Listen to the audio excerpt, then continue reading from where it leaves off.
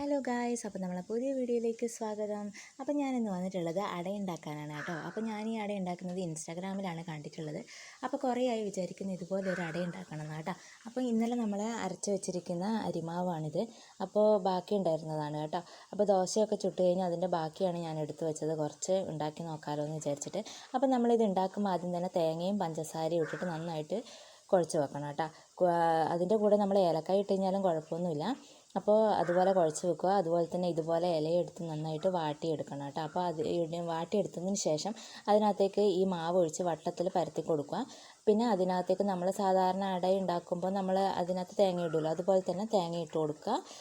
അതിന് ശേഷം മടക്കി വെച്ചിട്ട് നമ്മൾ പാത്രത്തിനകത്തിട്ട് അപ്പച്ചെമ്പിൽ വെച്ച് നമ്മൾ ആവി കയറ്റി എടുക്കുക കേട്ടോ. ഇത്രയും വെറും സിമ്പിളാണ് ഉണ്ടാക്കുന്നത് കേട്ടോ. പക്ഷേങ്കിൽ നമ്മൾ ഈ ഒരു അരിമാവ് എടുക്കുമ്പം അത്യാവശ്യം നല്ല കട്ടിയിൽ തന്നെ എടുക്കണം. വെള്ളം പോലെ എടുക്കാൻ പാടില്ല കേട്ടോ.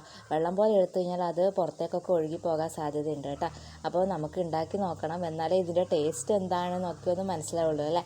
അപ്പോൾ ഞാനിത് ആദ്യമായിട്ടാണ് ഉണ്ടാക്കുന്നത്. അപ്പോൾ അവരുണ്ടാക്കിയപ്പോൾ നല്ല അട പോലെ തന്നെ കിട്ടിയിട്ടുണ്ടായിരുന്നു കേട്ടോ.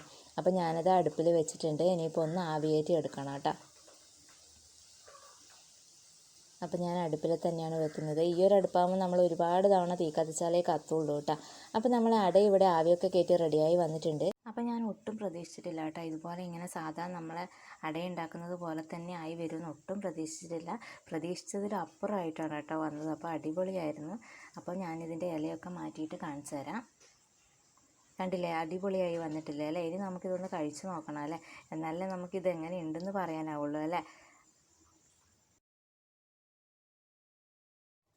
അപ്പോൾ ഇതിൻ്റെ ടേസ്റ്റ് എന്ന് പറയുന്നത് അടിപൊളി ടേസ്റ്റാണ് കേട്ടോ. ഇതിൻ്റെ ഇടയിൽ ഞാനൊരു കഷ്ണം എടുത്ത് കഴിച്ച് നോക്കി. അപ്പോൾ അടിപൊളി ടേസ്റ്റാണ് കേട്ടോ.